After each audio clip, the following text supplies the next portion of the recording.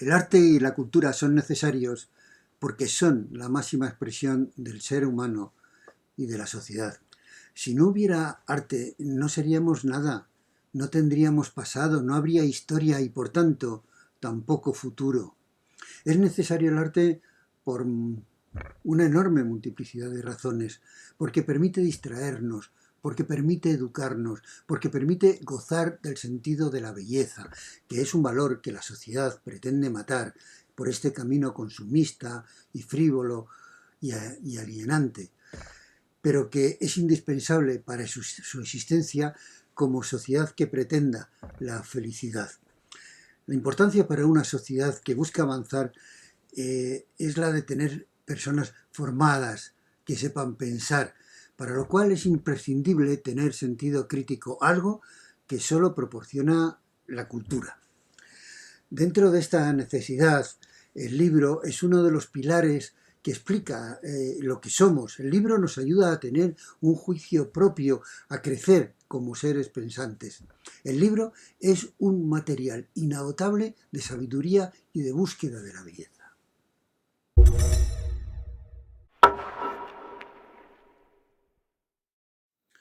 Detrás de un libro, como de cualquier otro elemento del arte y de la cultura, hay un trabajo ingente que no se ve, que muchas veces no se valora, que no se tiene en cuenta.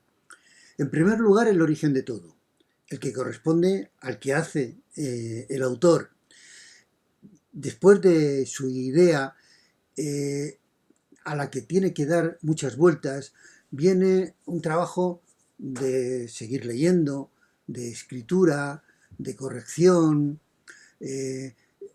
Luego, ese trabajo que finalmente él concluye pasa a ser el dominio de toda una industria, sea una industria pequeña, doméstica, grande e incluso multinacional. Ahí se desarrollan multitud de otros trabajos de profesiones que tienen que ver para que todo esto llegue al consumidor. Tiene que ver con el editor en siguiente lugar. El editor hace un trabajo de selección, de corrección, de diseño, de promoción, de administración, naturalmente, como empresa que también es.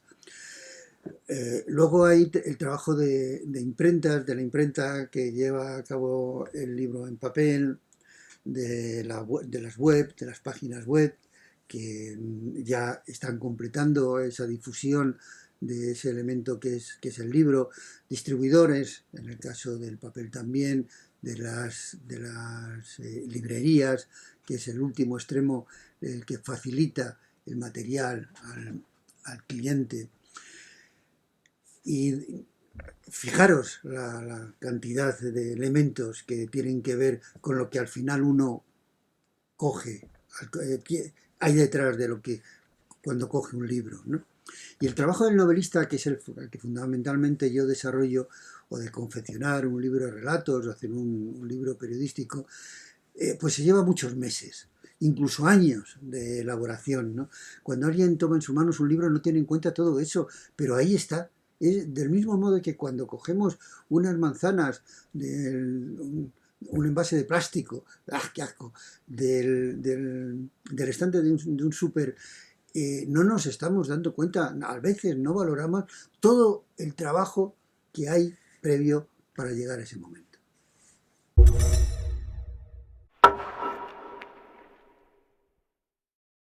La pregunta de por qué es necesario pagar por la cultura, que se hace gran parte de nuestra sociedad, me indigna, me enerva, es despreciable.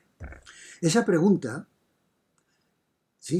esa pregunta es una consecuencia del maltrato que la sociedad en su conjunto, da a la cultura y al arte. a su falta de consideración, a su falta de respeto, no digamos de cariño, ¿no?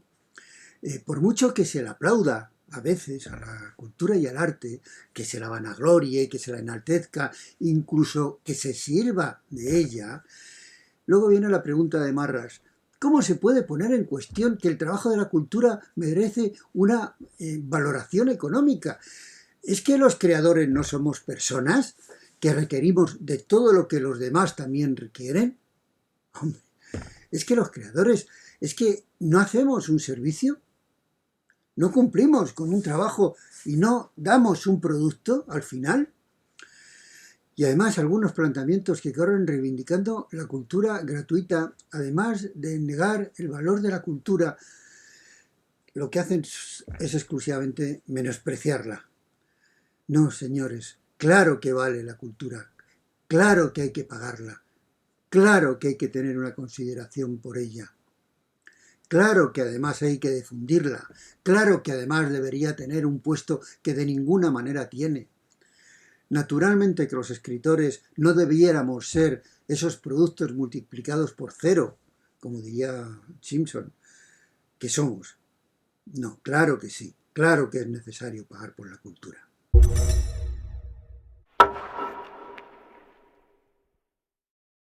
El COVID-19 nos ha afectado a los creadores de la misma manera en que ha afectado a todas las personas, naturalmente. Nos ha afectado en lo que ha requerido este encierro que seguimos manteniendo, naturalmente, en el abandono de determinados trabajos que podíamos haber seguido haciendo.